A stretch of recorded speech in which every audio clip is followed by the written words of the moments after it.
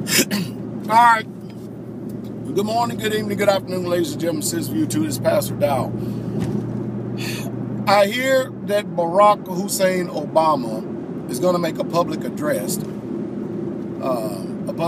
about income and equality. Now, people come to this channel because not only do they want to know my perspective and viewpoints, but they want to know the truth.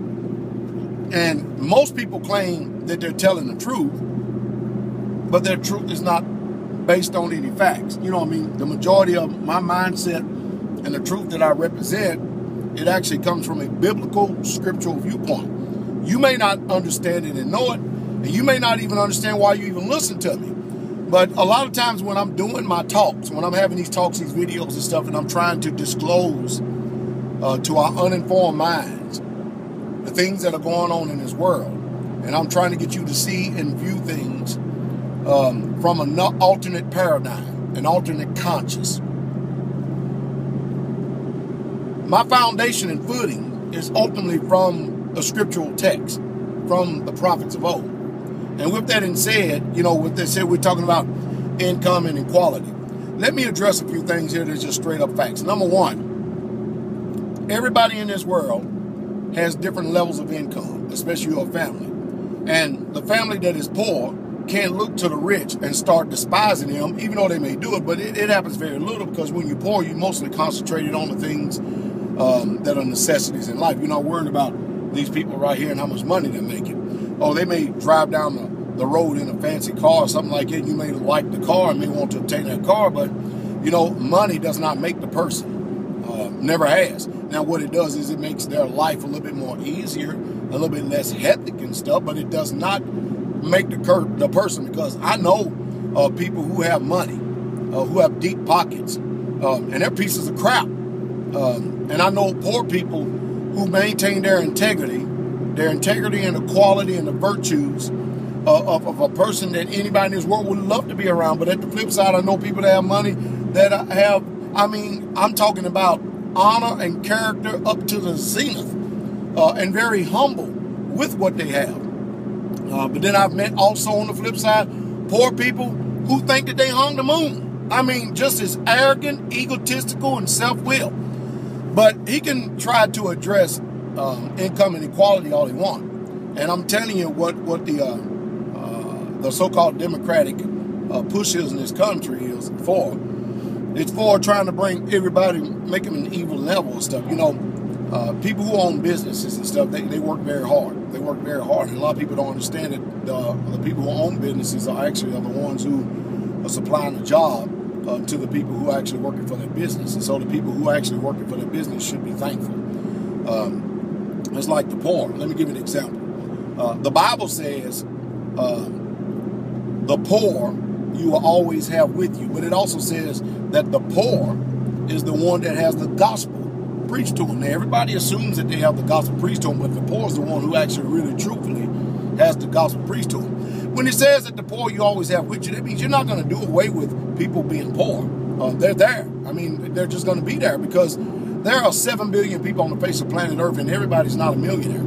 Everybody's not what you call a middle class with a medium income of $50,000 a year plus. And some people just barely even make $12,000 a year, and their lifestyle reflects it. But that does not make them any greater or less a person based on their income. All it does is it just makes, I learned one thing about a lot of people as I deal with a lot of people who do have a lot of money. There are very few people that are not arrogant and prideful. But I found very few people who have a lot of money that actually share their wealth. As a matter of fact, the majority of them are very stingy, self-centered, self-preservation, and just all about self. It's all about, and they're the most selfish, inconsiderate people that you would ever meet in a lifetime. And then I met people who of the same quality, not the same quality, but of the same income-based level, who are very generous with that, and they can look out and see the plight and the flight of others, and they're more than willing to give a hand. Now, they understand that after a few of these engagements that you end up, go out here, you work hard, and you give your money to a few people, and seeing that these people, particular families or whatever it is, they're not grateful and thankful, and they're not making any changes to trying to make themselves any better or better themselves, they're not going to sit up there and be a fool and continue to keep being a stupid, dullard fellow and keep giving out money and putting it in a bag with holes to people who have no reason to change whatsoever at all. But, you're not going to do away with the poor in the world. You're always going to have it. Now, my ancient people, the Hebrews, they didn't know anything about this unemployment or this unemployment thing, because it wasn't built, our country wasn't built on capitalism. It was about, you dwell in a tent because you don't have to worry about the snow or the ice, because it's a very hot region of the world that you live in. And so you're pretty comfortable with what you wore year round. But it was all about what you was going to get up and eat that day. That's what it's all about. When you get to civilization, things change, mindset changes and stuff, and you begin to lose grasp of the reason why that you're here in this world and what way you should be functioning. That's why I truly believe in old land bonks, old past, because the one thing I've done is I've come out, just like the Bible says. I've come out of her, and I've come out from among them, and I live separate. And because of that decision that I made, I'm able to actually house quite a few people based on the income that I have. I actually make money, believe it or not. Many people don't know it, but I actually make money myself personally.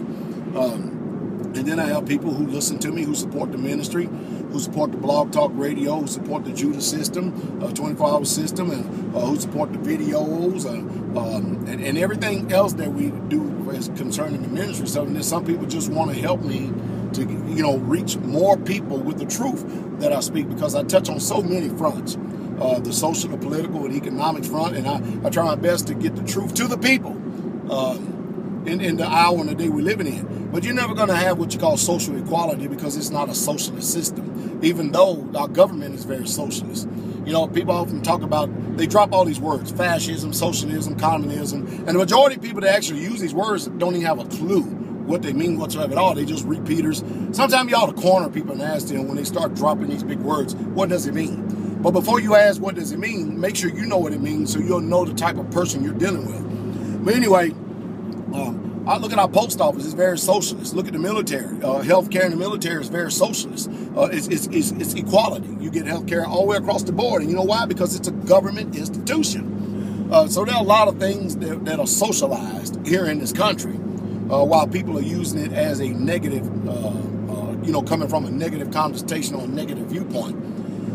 But that doesn't mean that you're going to alleviate the so-called quote-unquote suffering other people, because people have a right to pick and choose. I mean, if you want to dance and pay the piper in this system and stuff and be very unjust and immoral, that's easy to do. All you got to do is just go out there and just hook up with the next person that's just as worse of a devil as you are. You guarantee millions or billions. You look at people like Warren Buffett and everything, and they make you think. You listen to the guy. If you really truly listen to him, he's really not all that intelligent. Whoever it is that came before him, or whatever it was that set it up for him, the system is using him for a puppet to be able to manipulate, dominate, and coerce a lot of people of unsuspecting minds that have no idea what's going on. Warren Buffett gets insider trader secrets just like our Congress does. And you people you're deceived into thinking that these people are making wise investment choices and they have wise, sound investment advice when they don't play with the same deck of cards that you and I do. It's a risk for us all the time, but it's a reward for them all the time. And when you have people that are sliding you information under the table that's going to tell you what's going to take place before it takes place and stuff, how can you fail? You can't help but to amass what they call an extraordinary amount of wealth. But you have to be able to see it and understand the way that this thing is working, so that you don't go out and play the same game and end up being deceived. It was like in MF Global. So many people lost all their money because they're trusting in the system.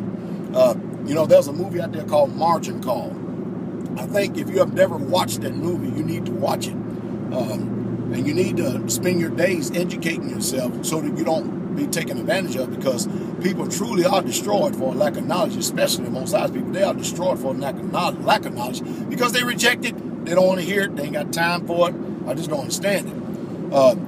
But choices and decisions that you make in your life, and you better hope one day, because, there's the law of sowing and reaping, and just like there's a law of gravity, whatever man sowed, that shall he also reap. You better hope that one day you position yourself that somebody will want to be able to tolerate you when the proverbial poop hit the fan.